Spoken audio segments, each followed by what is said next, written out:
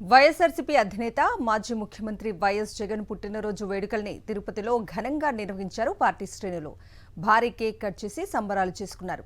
ఈ సందర్భంగా పార్టీ సర్వసభ్య సమావేశం నిర్వహించారు. ఈ కార్యక్రమంలో వైఎస్ఆర్సీపీ ఎంపీ గురుమూర్తితో పాటు పార్టీ నేతలు భూమన కరుణాకర్ రెడ్డి, ఆర్కే రోజా, ఎమ్మెల్సీ సిపాయి సుబ్రహ్మణ్యం పాల్గొన్నారు. కూటమి ప్రభుత్వ వైఫల్యాలను ఎండగట్టారు వైఎస్ఆర్సీపీ నేతలు. అధికారంలోకి వచ్చి 6 నెలలు గడుస్తున్నా ఇంతవరకు ఏ హామీని రాష్ట్ర ప్రభుత్వం నెరవేర్చలేదన్నారు.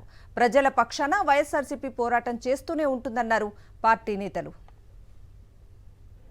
ఏదైతే మన నాయకుడు ప్రీతం నాయకుడు వైఎస్ జగన్మోహన్ రెడ్డి గారు ఏదైతే ఆయన సందేశం ఇచ్చారో ఖచ్చితంగా మనం పేపర్ బ్యాలెట్ వైపు ఎలక్షన్ జరపాల్సి ఉందని అన్ని పార్టీలు ఇప్పుడు అందుకుంటున్నాయి ఆ స్లోగన్. కాబట్టి మనం సాంకేతికంగా ఓడిపోయాం కానీ నైతికంగా విజయం సాధించామనే నమ్మకం నాలో కలుగుతుంది.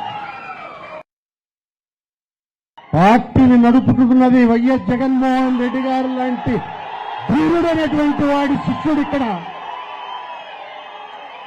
ఎవరికి భయపడే వాళ్ళు కాదు, ఇక్కడ ఎవరికి తగ్గేవాళ్ళు కాదు, ఇక్కడ దేనినైనా ఎదురించి నిలబడేటువంటి వాళ్ళు, ఏ కష్టానికైనా నష్టానికైనా ఎదురు నిలబడాలా అనేటువంటి దమ్మున్నటువంటి వాళ్ళని కనుకనే ఈ రోజు రోడ్ల మీదకి రాగలిగినాం.